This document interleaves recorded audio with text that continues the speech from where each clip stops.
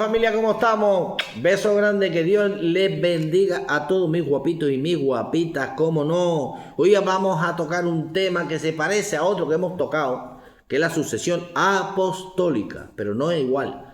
Vamos a hablar sobre el primado de Pedro y la jurisdicción mundial.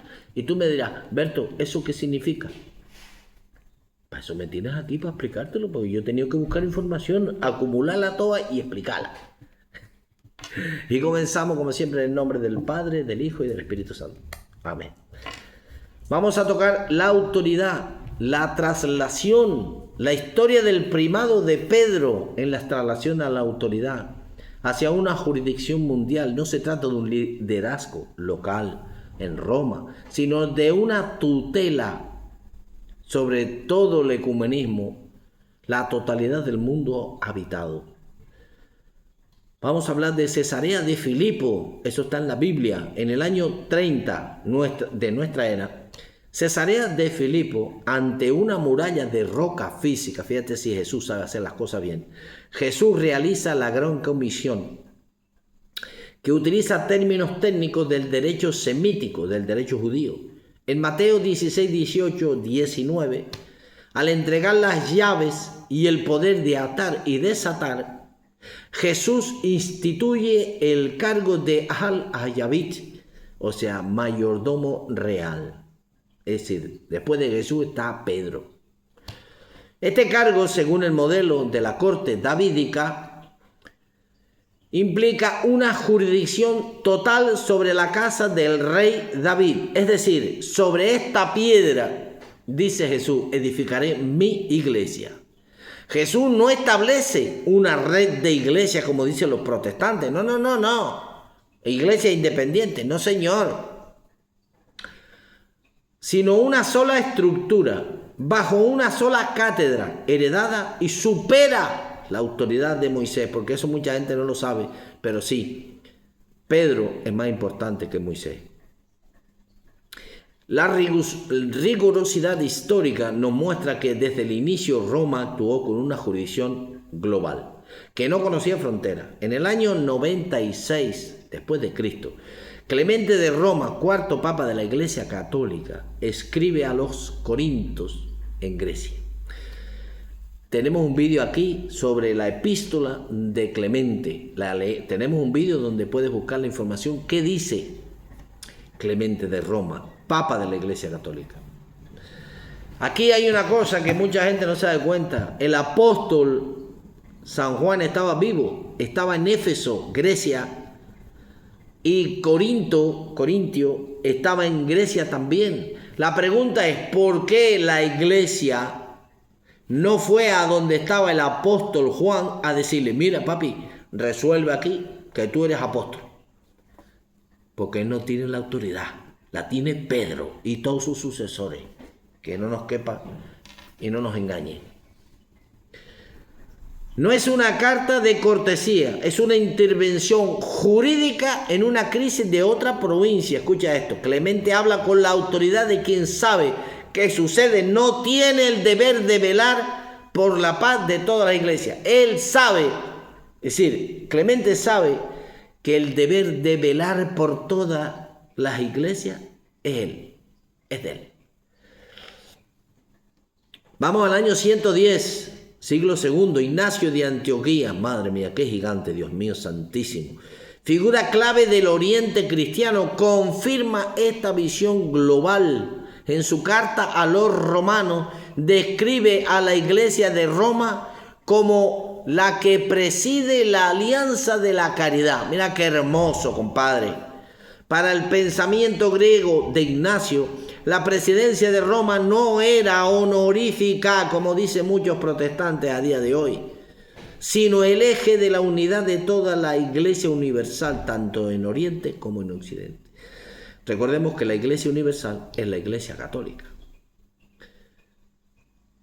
San Irineo de Lyon escribió en el año 180 después de Cristo, en la actual Lyon, en Francia, quien fuera discípulo de Policarpo de Esmirna, que lo amo a Policarpo, mártir de la Iglesia Católica, y este a su vez del apóstol Juan, establece un dogma histórico de la jurisdicción romana. Estamos hablando del apóstol Juan, Policarpo Sarinineo. En su obra Contra las herejías, que también tenéis un vídeo aquí, Irineo afirma que Roma es la iglesia más grande, más antigua y mejor conocida por todos. Su sentencia es el pilar del primado mundial. Aquí donde se suscita que el primado mundial lo tiene el sucesor de Pedro. Dice así: es necesario que cualquier iglesia, protestantes, ortodoxos, en cualquier lugar donde se encuentre, esté en armonía con la iglesia que está en Roma, debido a su autoridad superior. Irineo no divide la iglesia en facciones.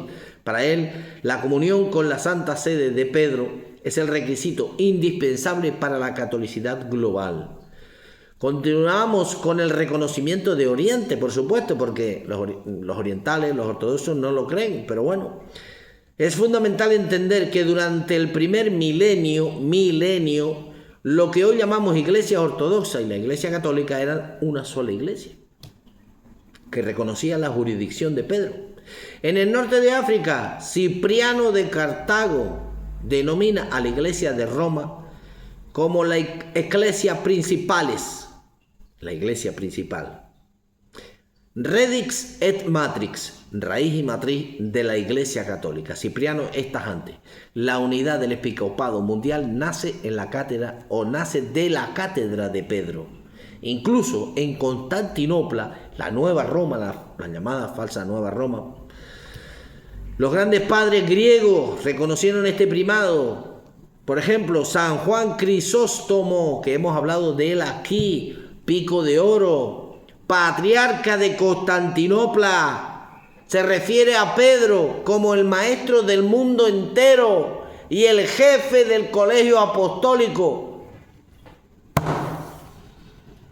Se me ponen los pies, se me pone de punta los pelos, de verdad. Qué grande, Dios mío santísimo, qué grande. Maestro del mundo entero y jefe del colegio apostólico. Para los orientales del siglo IV, el obispo de Roma no era un extraño, sino el tribunal supremo de apelación para toda la cristiandad. Hablemos del siglo V, Calcedonia y el primado jurídico global. El momento de mayor rigor histórico ocurre en el año 451, en la actual Turquía. Allí se reunieron los obispos de todo el mundo conocido cuando el Papa León Magno envió la carta doctrinal. Lo que pasa es que se reunieron en el año 451 en el concilio de Calcedonia.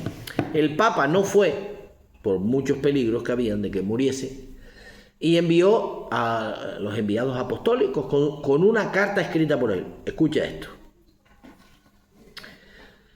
Cuando el Papa León Magno envió su carta doctrina al mundo oriental y el occidental se fundieron en una sola aclamación. Escucha esto.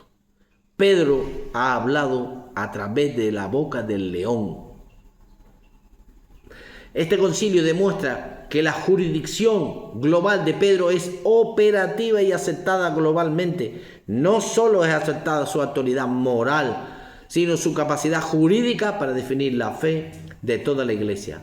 Teodoreto de Ciro, un influyente obispo sirio, escribió a León Magno reconociendo que la sede de Roma poseía, cito, el timón para gobernar las iglesias de todo el mundo. Protestantes, ortodoxos. Sí. San Jerónimo de Estridón y la unidad innegociable. Qué bonito. Desde Belén, en el corazón de la tierra santa, Jerónimo de Estridón sintetiza esta mirada histórica. Jerónimo, que conocía profundamente las tradiciones de Oriente y Occidente, escribe al Papa Dámaso, el Papa español. Cito: no sigo a otro guía sino a Cristo, y por eso estoy en comunión con tu santidad, es decir, con la cátedra de Pedro. Sé que sobre esta piedra está edificada la iglesia. Para Jerónimo, cualquier estructura eclesiástica fuera de la jurisdicción de la cátedra de Pedro era sencillamente ajena a la iglesia de Cristo. Protestante. Recordemos que Jerónimo de Estridón escribió y tradujo la Biblia del hebreo, del griego al latín, la Vulgata latina. Conclusión. El repaso histórico es claro. Desde la cátedra de Moisés hasta el concilio de Calcedonia, el hilo conductor es una autoridad que busca la unidad global. Las fuentes de León, de Cartago, de Roma, de Antioquía, de Constantinopla coinciden en un punto: el primado de Pedro basado en Mateo 16-18. No fue un fenómeno regional, sino una jurisdicción mundial diseñada para ser el ancla de la fe. A pesar de los cismas posteriores, la historia documenta que durante siglos la cristiandad entera miró hacia la piedra de Roma como el centro de su órbita. Yo soy Berto y este ha sido el recorrido de los documentos y los lugares que cimentaron la jurisdicción universal de la cátedra de Pedro. Se utiliza el término jurisdicción para enfatizar que no era solo un liderazgo mundial, sino legal y doctrinal. Hemos visto en Francia, en León, en África, en Cartago, en Turquía, en Constantinopla, Calcedonia, Palestina, Belén y Grecia, Corinto,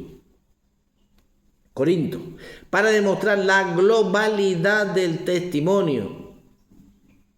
Se hace énfasis en los padres griegos, hoy reclamados por la ortodoxia, fueron defensores del primado petrino durante el primer milenio. Lo dejamos aquí, mi gente. Esto es precioso. Cuando te preguntes, ¿el Papa quién es? El que manda en el mundo entero porque Dios lo eligió. Ya está, el sucesor de Pedro. Por eso, el Papa León XVI no es el sucesor de Francisco. El Papa León XVI es el sucesor de Pedro. Y nada, mi gente, beso, se me lió toda la cabeza, se me lió toda la cabeza. Ay, Dios mío santísimo, perdónenme. Beso a todos mis guapitos y mis guapitas, hombre ya, que se me lió ahí la cabeza, ahí. Cuídense mucho, protejan su fe, que no se compra en Carrefour, ni en Mercadona, ni en eBay, ni en cosas de estas de internet. Viva Cristo Rey, viva Santa María siempre Virgen, viva el primado de Pedro y la jurisdicción universal, y viva la Iglesia Católica, hombre ya, que estamos siendo atacados por diestra y siniestra. Un besazo ahí a mis guapitos, hombre ya.